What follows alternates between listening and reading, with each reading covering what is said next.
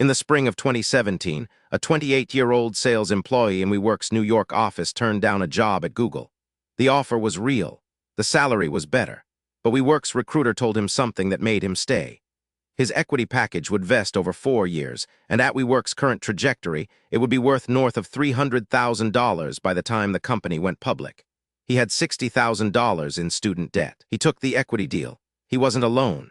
According to Bloomberg's reporting in April 2020, dozens of WeWork employees made the same calculation, accepting below-market salaries in exchange for equity that they planned their lives around.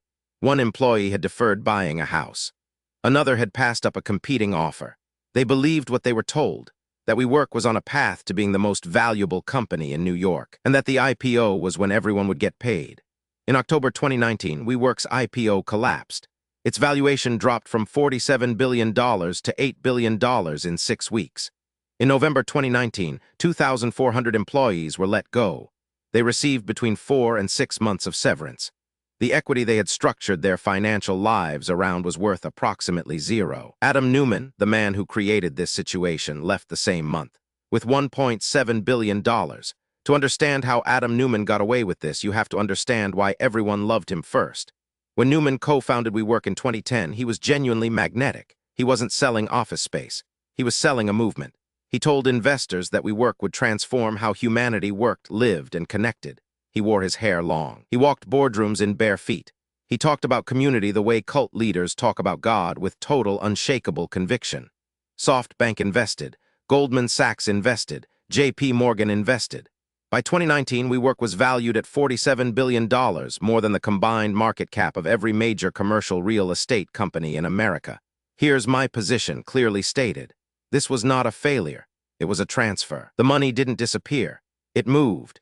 It moved from employees who took equity instead of salary, from investors who believed the pitch, from the 2,400 people who got 4 months of severance, directly into the pockets of one man who knew exactly what he was building and what it was actually worth. Every decision Neumann made in the final 18 months was the decision of someone who knew the clock was running out. Let's follow the money.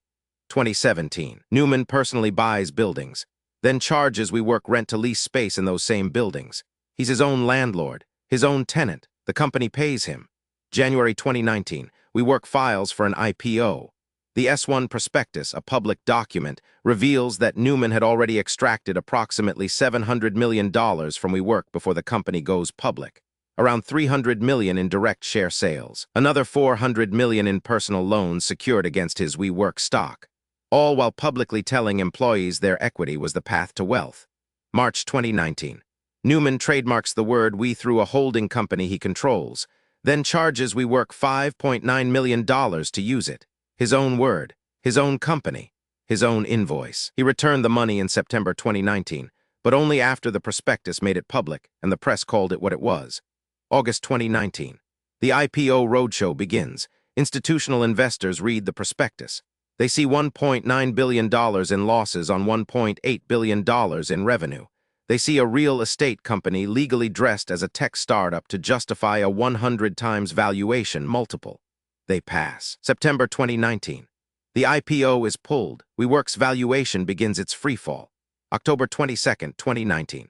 SoftBank takes control. Neumann is removed as CEO. His exit is negotiated in real time. Nearly $1 billion for his shares, a $185 million consulting fee, and $500 million in credit to cover personal loans.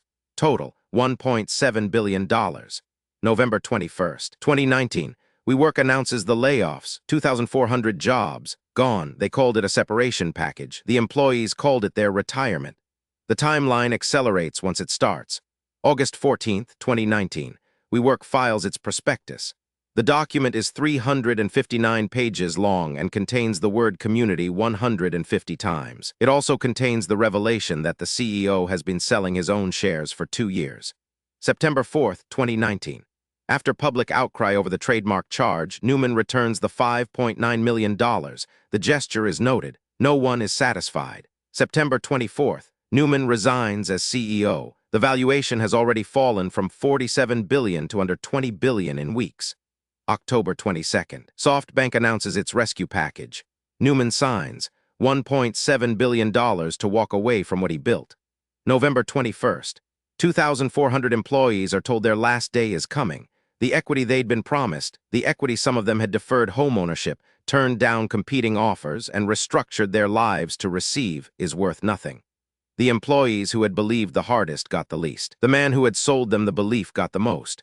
A class action lawsuit was later filed by WeWork employees alleging that executives had made materially false statements about the company's financial health while employees continued vesting into worthless equity. The case was settled. The terms were confidential. Neumann moved on. 18 months after the collapse, Andreessen Horowitz, one of the most powerful venture capital firms in Silicon Valley, gave Adam Neumann $350 million to start a new company called Flow.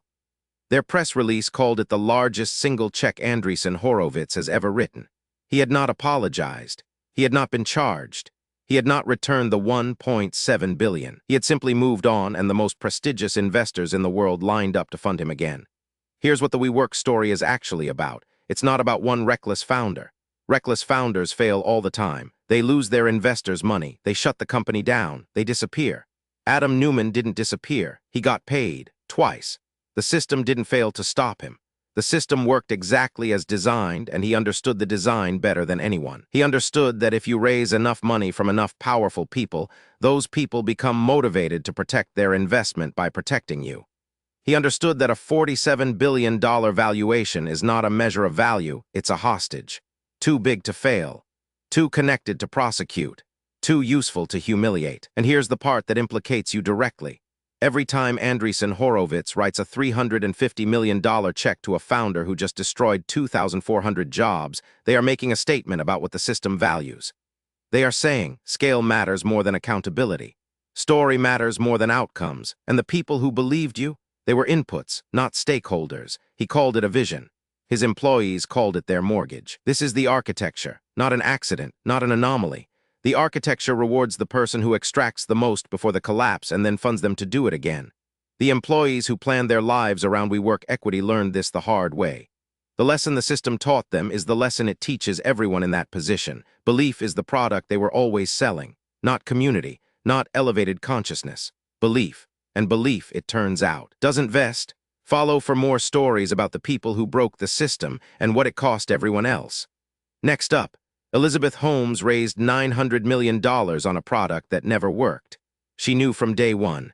Here's the exact moment she decided to keep going and the one doctor who tried to stop her.